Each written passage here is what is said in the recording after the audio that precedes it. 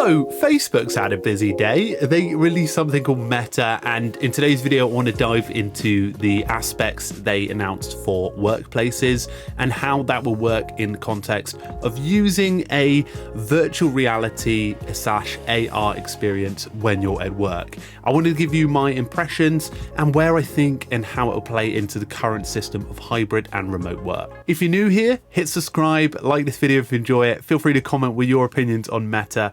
And check out our Medium. We're writing a lot of different topics about work and productivity there.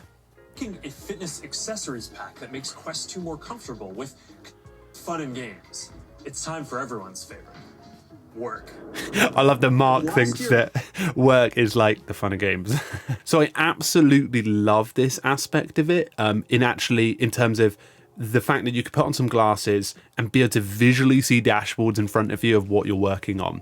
The issue is this. Shared physical space, there's chance interactions that make your day all accessible from anywhere. Is the fact that you would still see other people getting into your workplace. Like, the reason why people might not want to go back to the office is because the office is like this overly distractive environment. And I feel like I understand social aspects of it, but I didn't like somebody walking past you and going, hey, it's like, no, they're not going to be doing that. That might be some like random virtual reality character. I just don't think replicating the commute is necessarily the right way to go with this. But obviously just a micro thing. I really like this. And you can actually do more than you could in your regular work setup. Is being able to have everything you're working on in front of you. I love that concept. It looks messy, don't get me wrong, like it could be absolutely ruined in the concept of it. And I did notice actually in this video, they still have the workplace logo in the bottom left-hand corner for this employee. So I can imagine they're sort of looking to integrate that element of it. Also, obviously, I like this in terms of when it comes to presentations or meeting. It's quite cool to be able to jump in and actually see somebody and make that interaction. But I feel like it might be over abused. I also see this as well. Like, her workspace looks so like there's so much stuff going on. I just feel like sometimes some of the stuff they've been doing with AR and virtual reality has actually been pretty good. But are we going to live in a society where people were sat on a park bench? Like, let's just go back. She was literally sat on a park bench, literally like almost like waving her hands over. It feels weird. I guess it could be cool. Like, you're sat in a coffee shop and you're getting work done and people are looking at you like you're absolutely crazy. Look, I mean, she's there like...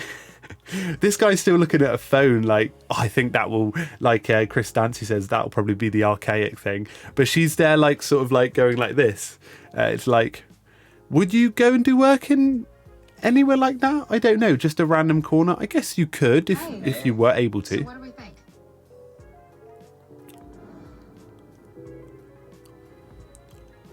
I think it's ready. Great.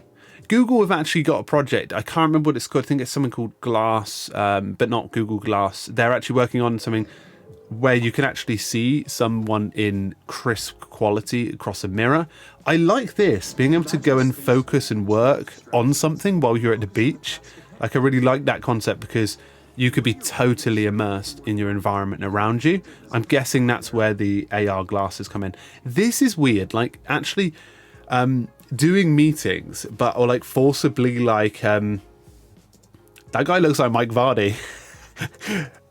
He sort of looks like Mike Vardy. The sort of like forcibly going to meetings in virtual reality. I feel like presenteeism will be like massively there, and meetings will almost be pushed because we got the technology to have meetings wherever we are. And I feel like that's not necessarily the best way to go. Meetings aren't the best thing for collaboration. I think asynchronous is probably going to be on the cards for a lot of situations, especially when we've got our own lives to sort of manage as well. They've obviously got Facebook, I can't remember the name of it, Facebook work rooms. I really like this, so I just want to pause. Being able to see your dashboard and what you're working on and be able to collaborate in real time, but on a focus plane, is a really nice idea. And actually, that's going to be something that's going to improve quality sessions like deep work. So I'm all for this, what this looks like in terms of being able to, like, they're using Mural here combined with Dropbox and Slack and be able to communicate with each other. I really like that that sort of like screen setup. You can also use a lot more apps by the looks of it. I saw that Spike were announced as well, which was pretty cool as an email app in there. But really nice interface and really clean design as well. So that's pretty much what they were talking about the work aspect. To be honest, I'm like impressed at some of their early impressions of it. I think the world of work will change quite dramatically, but I think there's probably a bit of a problem at the moment, and this has mainly sped up everything because of the pandemic and everything like that.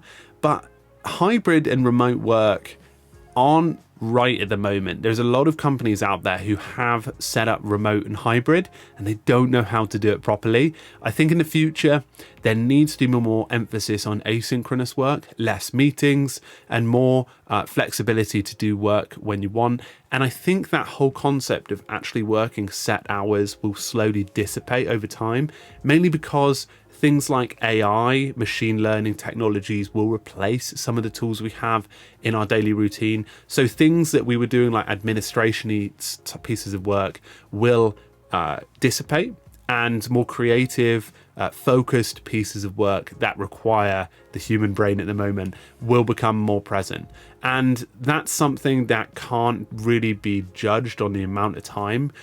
So I think an average day's work probably will be between 4 or 5 hours, but require people to have more creative, deep work focused sessions. And that's where I think work will be headed.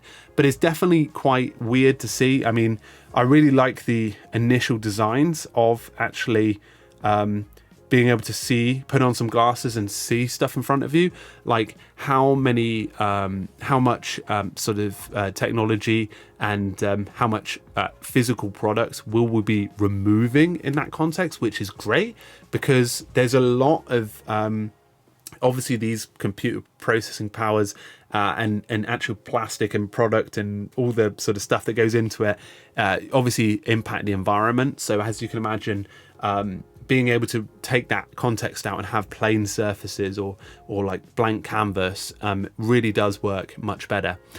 So it's going to be a good environmental aspect. Obviously the commute is a given. Reliving the commute like this is a bit weird.